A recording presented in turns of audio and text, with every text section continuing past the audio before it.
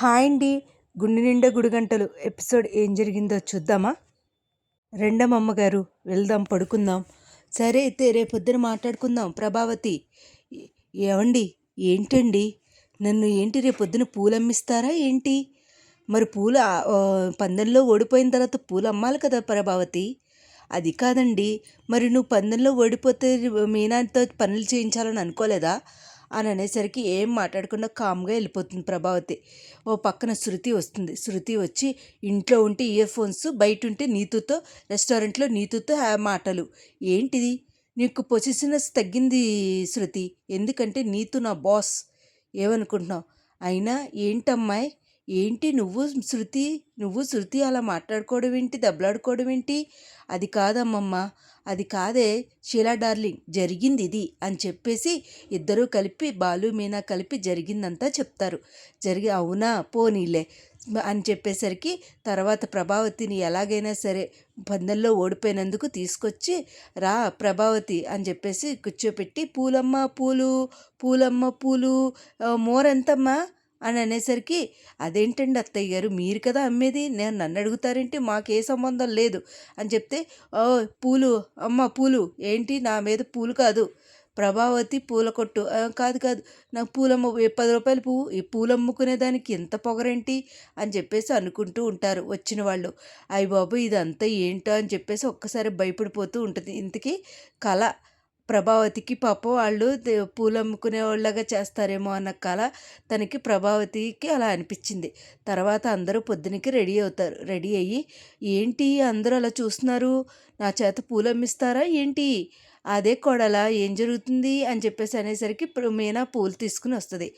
పూలమ్ము అని చెప్పేసి అనేసరికి, అది కాదమ్మ, మరి అది కాదు అత్తయ్య గారు, అదేంటండి అత్తయ్య గారు అలా మాట్లాడతారు, ఏదేమైనా సరే పందెంలో ఓడిపోయావు కదా ప్రభా, అందుకనే నువ్వు చెయ్యాలి, నేను వీడియో తీస్తాను, నేను ఫొటోస్ తీస్తాను అని అనేసరికి, దుర్మార్గుల ఇంట్లోనే ఉన్నారు శత్రువులు అనుకుని బుట్ట తట్ట నెత్తి మీద ఎట్టుకుని అమ్ముతుంది.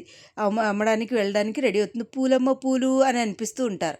కరెక్ట్గా వచ్చి మీనా తీసేసుకుని, ఇలా ఇవ్వండి అత్తయ్య, ఏంటి అలా అంటున్నావు, ఏంటి నేను ఇప్పుడు పూలు అమ్మక్కర్లేదా ఏంటి, అది కాదు అత్తయ్య, మీరు అమ్ముతానన్నా నేను అమ్మిస్తానా ఏంటి, నాకు ఇప్పుడు నువ్వు దేవతలా కనిపిస్తున్నావే అని అనేసరికి, పదండి పదండి, ఏంటి ఇంకా చూస్తున్నారు, హోమానికి టైం అవుతుంది, బొమ్మల కొలువుకు కూడా టైం అవుతుంది, పదండి పదండి అనేసరికి ఈ లోపల కామాక్షి అత్త రెడీగా ఉంటుంది. మనోజు, రోహిణి అందరూ వస్తారు. ఈ ఈ ఫామ్ హౌస్, ఈ చెట్టు మా ఫ్రెండ్దే, ఈ పూల కొట్టు మా ఫ్రెండ్దే, కానీ ఈ ఫామ్ హౌస్ ఎవరిదో నాకు తెలీదు అంటూ ఉండగా, లోపలికి రండి అంటే, పిన్ని గారు బాగున్నారా అంటే, ఏమ్మా బాగున్నావా అని అనేసరికి అందరూ లోపలికి వచ్చి ఫోటోలు దిగుతూ ఉంటారు. ఈ లోపల అలా ఫోటోలు దిగుతూ ఉంటే బాలు వాళ్ళ అమ్మని ఏడిపిస్తూ ఉంటాడు, పూలమ్మ పూలు అలాగే ఇలాగని. ఈ లోపల మా అమ్మ, పూల గంపని ఇలా తీసుకురా అలా ఏడిపిస్తూ ఉండగా మీనా వాళ్ళ అమ్మ వాళ్ళ చెల్లి వస్తారు.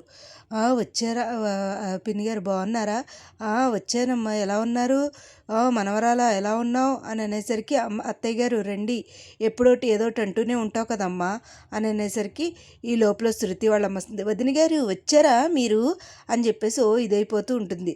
అదేంటి మమ్మీ, ఈసారి నువ్వేమీ చాడీలు చెప్పడానికైతే రాలేదు కదా, అది కాదమ్మా, నువ్వు పూజ చేసుకుంటున్నావంటే రానా అని అనేసరికి, ఈ లోపల రోహిణి వాళ్ళ ఫ్రెండ్ వచ్చి సైగ చేస్తుంది. ఏంటి ఆ దినేష్ గడి సంగతి ఎలా ఉన్నా, ఆ గుణాగాడి సంగతి చూడవే, వాడు బయట ఉన్నాడంట, ఫోన్ మాట్లాడతాడంట, ఎలాగైనా సరే ఆ వీడియో నాకు కావాలి, నేను మీ ఫామ్ హౌస్ బయటే ఉన్నాను, అర్థమవుతుందా, లేకపోతే దినేష్ విషయంలో నేనేమి చేయలేను, దరిద్రులు అందరూ ఇక్కడే ఉంటారే అని చెప్పేసి అనుకుంటూ ఉంటుంది.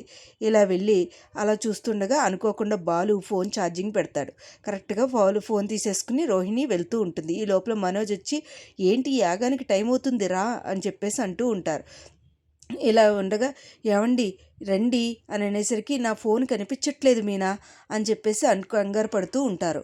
కంగారు పడుతూ ఉంటే ఎక్కడికి వెళ్ళిపోయిందండి, ఇక్కడే ఉంటుంది కదా, లేదండి ఇక్కడే పెట్టాను చూడు అని అంటూ ఉంటాడు. ఈ లోపల బామ్మ వచ్చి, అమ్మ నువ్వు నీకులాగే అందంగా ఉన్నాయి బొమ్మలు, అలాగే అందరూ బాగుండాలి అని చెప్పేసి మీనా అన్ని రకాలు చేస్తూ ఉంటుంది. ఈ లోపల మే మామగారు అడుగుతారు, అమ్మ రోహిణి ఏంటి నీకు కడుపు పోయిందంట కదా, ఏంటంటే ఇలాంటివన్నీ ఎగదొస్తున్నావా ఏంటి, నీకు అసలు బుద్ధి లేదే, తోటికోడళ్ళు అందరూ అక్క చెల్లెళ్ళలా ఉండాలి కానీ ఇది కరెక్టేనా, ఏంటి మాట్లాడుతున్నారు, చెప్పింది నేను మీనా కాదు, అది తెలుసుకుని మసలండి అని చెప్పేసి అంటూ ఉంటుంది. ఈ లోపల బామ్మగారు వచ్చి, నాకు తెలిసిన డాక్టర్ వస్తున్నారు, నీకు చూపిస్తాను అని అనేసరికి, ఏంటని ఈ టెన్షన్స్ అన్నీ నాకే వస్తున్నాయి అని చెప్పేసి అంటూ ఉంటుంది. ఈ లోపల అమ్మ రోహిణి యాగానికి రెడీ అవుతుంది, రా నువ్వు, అమ్మాయి రా నువ్వు హెల్ప్ చేద్దు కానీ అని చెప్పేసి అనుకుంటూ ఉంటే, నువ్వేమన్నా ఫీల్ అవుతున్నావా, నువ్వేమీ ఫీల్ అవ్వకమ్మా, అర్థమవుతుందా అని అనేసరికి బాలు ఫోన్ కోసం వెతుకుతూ ఉంటాడు. ఇలా ఫోన్ కోసం వెతుకుతూ ఉంటే దొరక్కపోయేసరికి ఇంతకీ రోహిణి చేతిలోనే ఉంటుంది. నీ ఫోన్తో ఫోన్ చేయి మీనా అని అనేసరికి ఫోన్ చేస్తుంది. ఫోన్ చేసేసరికి రోహిణి దగ్గర ఉన్న ఫోన్ మోగుతుంది. మీనా అటు చూస్తున్నట్టే ఉంది, కానీ అటు చూసిందా లేకపోతే బాలు దగ్గర ఉన్న ఫోన్లో ఉన్న శివ దొంగలించిన డబ్బులు వీడియో కనపడుతుందా, అది తీసుకుని వెళ్తారా లేకపోతే అది ప్రభావతికి చూపిస్తారా ఏంటి అనేది మనం ముందు ఎపిసోడ్లో చూడాలండి. అసలు ఏం జరుగుద్ది, గుణ బాలుని మీనాని ఇరికిస్తాడా, పాప మీనా ఫ్యామిలీని ఇరికిస్తాడా ఏంటి అనేది చూడాలి.